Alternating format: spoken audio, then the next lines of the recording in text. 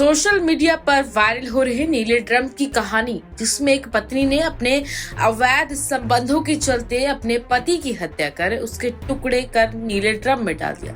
उसके बाद एक मामला फिर सामने आया श्री मुक्तसर साहिब से, जहां पे ये हैरान कर देने वाला मामला है, जिसमें एक पत्नी ने कुछ अन्य लोगों के साथ मिलकर अपने पति की बर्फ तोड़ने वाले सुए से हत्या कर दी। ये खुलासा एसएसपी डॉक्टर अखिल चौधरी ने श्री मुक्तसर साहिब में प्रेस कॉन्फ्रेंस करते हुए किया। श्री मुक्तसर साहिब जिले के गांव कोटभाई में 1 और 2 अप्रैल की रात को राजेश कुमार नामक व्यक्ति की हत्या कर दी गई थी। शुरुआती पूछताछ में पता चला कि गांव में किराना की दुकान चलाने वाले राजेश कुमार देर रात करीब 12 बजे घर आए और सो गए। सुबह वह मृत पाए गए। जब वह मृत पाया गया तो सुबह जब देखा कि उसके शरीर पर नुकीली चीजों के निशान पड़े हुए थे, 1 दर्जन से अधिक निशान थे। पुलिस ने परिजनों के बयानों के आधार पर मामला दर्ज कर आगे की कार्रवाई शुरू कर दी। इसी बीच पुलिस ने मृतक राजेश कुमार के घर के पास लगे सीसीटीवी कैमरों की जांच की तथा अन्य तकनीकी पहलुओं की भी जांच की गई। पुलिस जांच में पता चला कि हत्या उसकी पत्नी रजनी ने कुछ लोगों के साथ मिलकर की थी। पूरा मामला अवैध संबंधों का है। पुलिस के मुताबिक मृतक की पत्नी रजनी के कोटभाई निवासी सुखबीर सिंह के साथ उसके अवैध संबंध थे। मृतक की साली पिंकी जो करनाल निवासी है, कोटभाई निवासी नवदीप सिंह के साथ उसके अवैध संबंध थे। हत्या वाली रात सुखबीर, नवदीप और उनके साथी सिरसा निवासी तरसेम सिंह मृतक राजेश के घर की छत पर छिपे थे। जब राजेश आया तो रजनी और पिंकी ने उसे नीचे बुलाया और दोनों ने मिलकर राजेश की हत्या कर दी। पुलिस ने इस मामले में मृतक की पत्नी रजनी के अलावा सुखबीर सिंह, नवदीप सिंह, पिंकी और तरसेम सिंह के खिलाफ मामला दर्ज कर लिया है। पुलिस के मुताबिक मृतक राजेश अपनी पत्नी और साली के अवैध संबंधों में बाधा बन रहा था, इसके चलते इस वारदात को अंजाम दिया गया। और क्या कुछ कहना है अधिकारी का, आइए उनके जुबानी सुनते हैं। डिस्ट्रिक्ट मुक्तसर पुलिस ਵੱਲੋਂ जो 2 तारीख ਨੂੰ एक मर्डर केस रिपोर्ट होया सी, उस ते प्रॉम्प्ट ते प्रोएक्टिवली काम करते हुए विदिन 24 आवर्स जो है एक्यूज ਨੂੰ एप्रीहेंड किया गया है। ते टीम्स ने बड़ा इस स्विफ्टली एक रिस्पॉन्ड किया ते नाल ही नाल सारा केस जो है वर्कआउट कर लिया है। तो विदिन 24 आवर्स सारे जो इन्वेस्टिगेशन दी लिंकेजेस सी भी वो वर्कआउट हो गई हैगी। तो मैं तुहानूं थोड़ा डिटेल दस दिंदा एक बारी।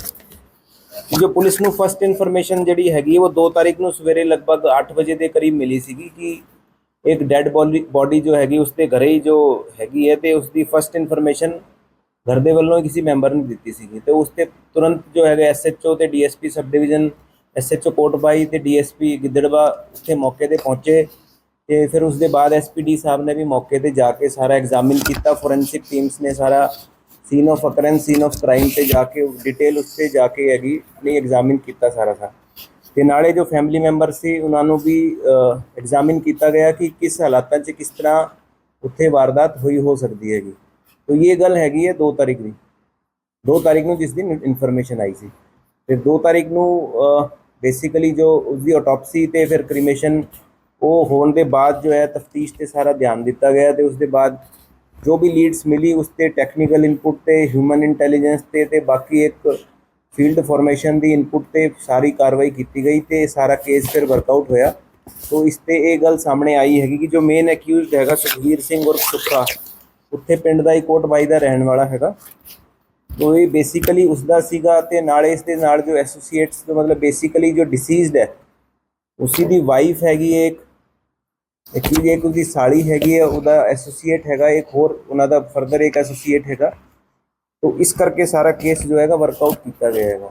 तो बेसिक इस एनिमिटी ये सी कि ये जड़ा डिसीज सीगा ये अपने घरे ही दा माहौल थोड़ा ठीक नहीं सीगा, अपनी वाइफ नूं कुटदा सी, वटएवर जो भी इशूज सीगे। तो उस बेस पे फिर इदा जो एक एसोसीएट सी उन्हें इस चीज़ का अगे प्लान किया कि ये बंदे का घरे ये माहौल हैगा। तो उसके फरदर इन्होंने प्लैनिंग करके इस चीज़ को उस दिन 1 तारीख की रात को ये प्लान करके सारा होया है। तो ये बेसिकली सीक्वेंस ऑफ इवेंट तफ्तीश से जो गल सामने आई, जो मैं तुहानूं चलो उतनी गल दस दिंदा कि मतलब पब्लिक च हले आपां उतनी दस सकते जो किसी का इंडिविजुअल इन्वेस्टिगेशन पे ना अफेक्ट होंदी होवे।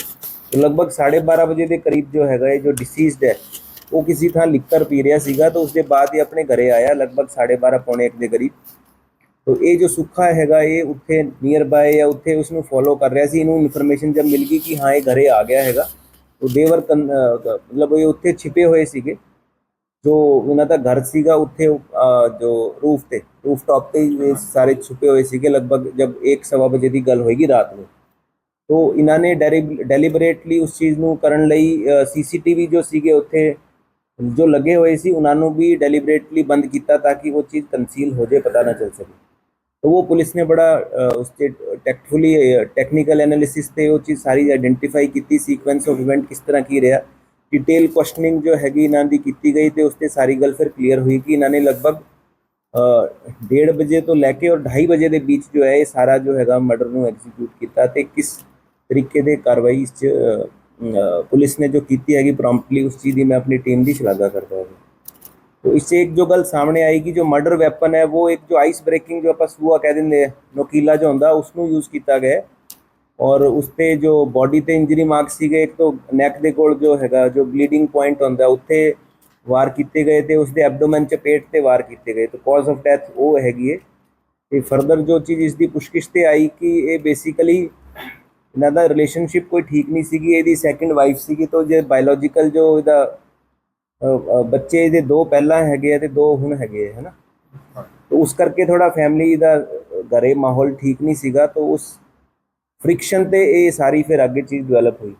तो जो सुखा हैगा ये वाइफ के नाल रिलेशन जो रीसेंट पास्ट ते कुछ 1 महीने के करीब लगभग सामने आए थे। तो उस गल ते फिर आगे फरदर आप लीड डिवेलप की तो फिर सारा वर्कआउट होया कि ये कारण करके इहदा मर्डर किया गया।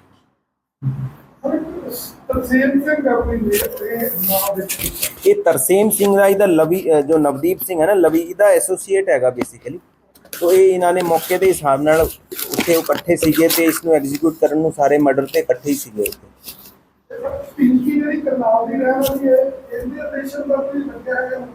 ये इहदी सिस्टर ही है बेसिकली ना, जो डिसीज दी वाइफ है उसकी सिस्टर है, साली है उसदी। ये वो इहदे घरे ही रहिंदी सी। हाँ जी ठीक है जी, बाकी तो फिर असीं देता फॉर्मल।